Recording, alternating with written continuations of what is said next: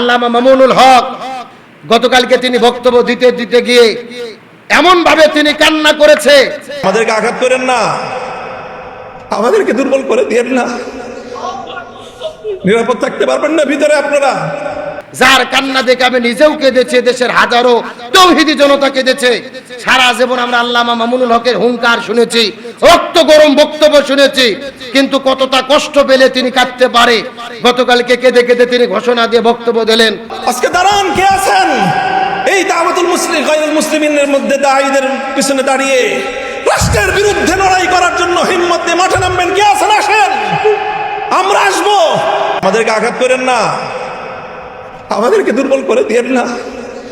আমাদেরকে দুর্বল করবেন না, আমাদের বিরুদ্ধে লাগবেন না, আমাদেরকে দুর্বল করার চেষ্টা করবেন না। তার কারণ জেনে রাখেন, দাড়ি টুপিওয়ালারা ইসলামপন্থীরা যদি দুর্বল হয়, এই জমিনের ভেতরে ইসলাম কখনো নিরাপদ হতে পারে না। আজকে আলেম ওলামা বাংলাদেশে আছে বিদে ইসলাম নিরাপদ আছে, দাড়ি টুপিওয়ালারা আছে বিদে ইসলাম নিরাপদ আছে। আমরা নিজেরা যখন বিভক্ত হব, আবার ইসলামের উপর আঘাত আসবে, জুলুম আসবে। সুতরাং এই দুনিয়াতে যদি ইসলাম নিয়ে টিকে থাকতে চাই, আমাদের একতাবদ্ধভাবে থাকার দরকার আছে না নাই? 1947 সালে ভারত পাকিস্তান বাংলাদেশ ভাগ হয়েছিল দুই জাতি তত্ত্বের ভিত্তিতে। মোহাম্মদ আলী জিন্নাহর যেই দুই জাতি তত্ত্ব দিয়েছিল, ধর্মের ভিত্তিতে এলাকা ভাগ হবে। ভারত হলো হিন্দুদের দেশ, আর পাকিস্তান আর বাংলাদেশ হলো মুসলমানদের দেশ। ভারত ভাগ হয়ে যাওয়ার পরে মহাত্মা গান্ধী, মৌলানা আবুল কালাম, পণ্ডিত জওহরলাল নেহেরু এরা বলেছিল হিন্দু দেশ হলো ভারত, আমরা সেকুলার কায়েম করব, ধর্মনিরপেক্ষতাবাদ। আর পাকিস্তান থেকে আল্লামা ইকবাল, মোহাম্মদ আলী জিন্নাহ বলেছিল আমরা মুসলমান, আমরা ইসলামী রাষ্ট্র কায়েম করব।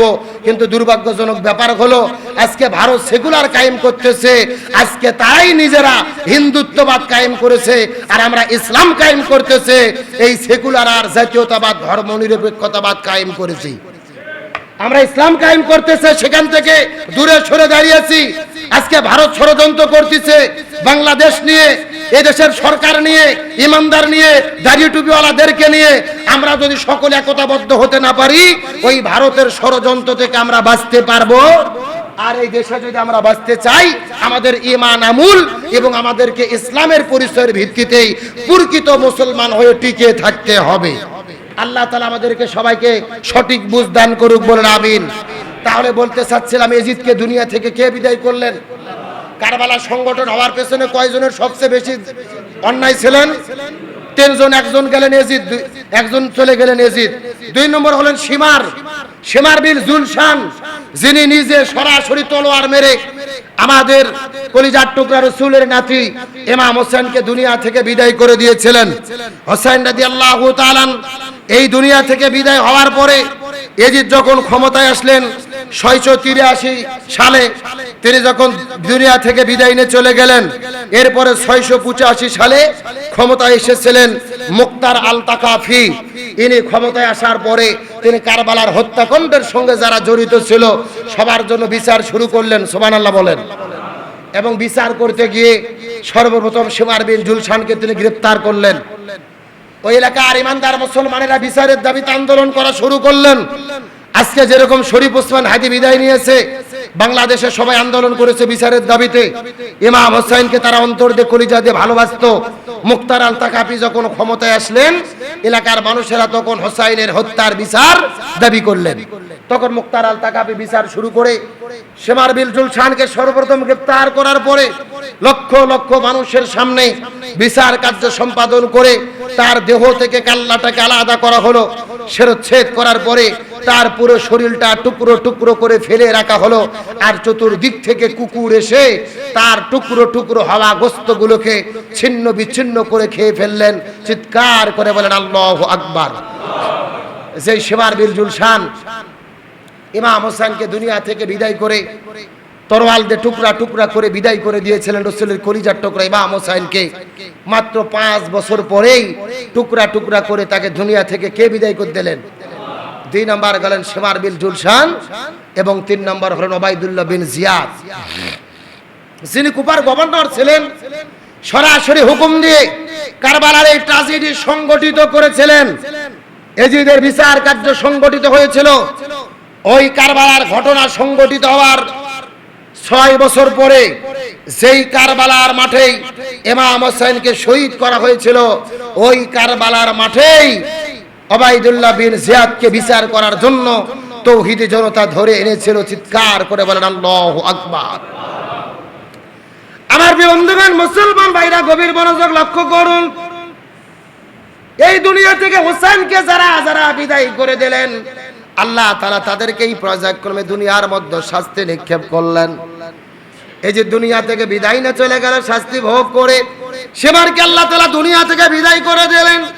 ওবাইদুল্লাহ বিন জিয়াদকে কারবালার ঘটনা সংগঠিত হওয়ার 1 নয় 2 নয় 6 বছর পরে ওই কারবালার মাঠে যেই জায়গায় ইমাম হোসেনকে শহীদ করে দেওয়া হয়েছিল, ওই কারবালার মাঠে একই জায়গার ভেতরে যেই জায়গায় ইমাম হোসেনকে এবং তার পরিবারের বর্গদের শহীদ করে দেওয়া হয়েছিল, ওই একই জায়গার ভেতরে ওবাইদুল্লাহ বিন জিয়াদকে আনার পরে লক্ষ লক্ষ মানুষের সামনে এই 10ই মুহররম আশুরার দিনে এজিদের দেহ থেকে কাল্লাটাকে আলাদা করে ফেলা হয়।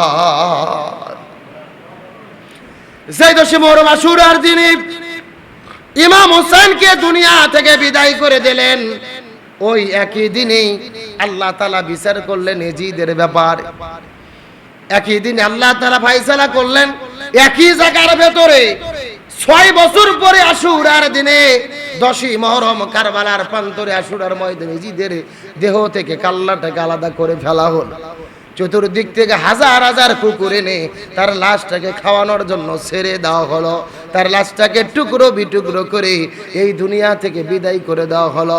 আমার প্রিয় বন্ধুগণ, মুসলমান ভাইরা, ইয়াজিদ জোর করে ক্ষমতা দখল করে যাদের যাদের মাধ্যমে এই দুনিয়া থেকে হকপন্থী আলেমদেরকে বিদায় করে দিলেন, হোসেনকে পরিবার সহ এই দুনিয়া থেকে বিদায় করে দিলেন।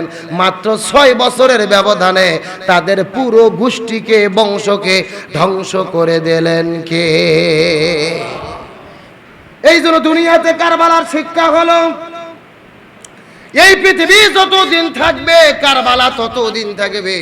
ইমানদার মুসলমানরা যতদিন থাকবে কারবালা ততদিন থাকবে। এই দুনিয়া যতদিন থাকবে এজিদের বংশধররা কিন্তু ততদিন পৃথিবীর মধ্যে থাকবে। এজিদ থাকবে না, এজিদের বংশধররা থাকবে। ইমাম হোসেন থাকবে না, ইমাম হোসেনের বংশধররা কিন্তু দুনিয়ার মধ্যে থাকবে। হক এবং বাতিলের দ্বন্দ্ব, হক এবং বাতিলের লড়াই, এটা চিরন্তন সত্য। কিয়ামত পর্যন্ত এই লড়াই চলবে। আর যারা হকের পক্ষে থাকবে তারা যদিও জীবন দেয়, আল্লাহ কিয়ামত পর্যন্ত তাদেরকে সম্মানিত করে রাখবে। আর যারা এজিদের গোষ্ঠী হবে, এজিদের উত্তরসূরি হবে, তারা যদিও সরকার হবে, যদিও জালেম হবে, তারা যদিও ক্ষমতা পাবে, কিন্তু আল্লাহ তাআলা তাদেরকে লাঞ্ছিত করবে দুনিয়া থেকে বিদায় হওয়ার পরে। এই দুনিয়াও লাঞ্ছিত করবে, আখিরাতের মধ্যেও তারা লাঞ্ছিত হবে। তার মানে দুনিয়ার ভেতরে কারবালার শিক্ষা হলো যুগে যুগে কারবালা আসবে, হক এবং বাতিলের লড়াই থাকবে, দ্বন্দ্ব থাকবে। যারা হকের পক্ষে থাকবে এরা জীবন দিলেও আল্লাহ তাদের সম্মানিত করবে। আর যারা এজিদের পক্ষে থাকবে, বাতিলের পক্ষে থাকবে, আল্লাহ তাদেরকে লাঞ্ছিত করবে। এখন আমি আপনাদের জিজ্ঞাসা করি, বলেন তো আমরা কারবালার আলোচনা শোনার পরে কি শিক্ষা গ্রহণ করলাম? আমরা হকের পক্ষে থাকবো নাকি বাতিলের পক্ষে থাকবো? জোরে বলেন, হকের পক্ষে না বাতিলের পক্ষে? এজিদের পক্ষে না হোসাইনের পক্ষে? হোসাইনের পক্ষে থেকে যদি জীবন দিতে হয় রাজি আছি? কারা কারা রাজি আছে একটু হাত তোলেন তো দেখি। লিল্লাহি তাকবীর। আল্লাহ তাআলা আমাদের সকলকে মৃত্যু পর্যন্ত কারবালাকে ধারণ করে, ইমানের স্পিরিটকে ধারণ করে ইমাম হোসাইনের পক্ষে থাকার মতো তৌফিক দান করুক, বলেন আমিন।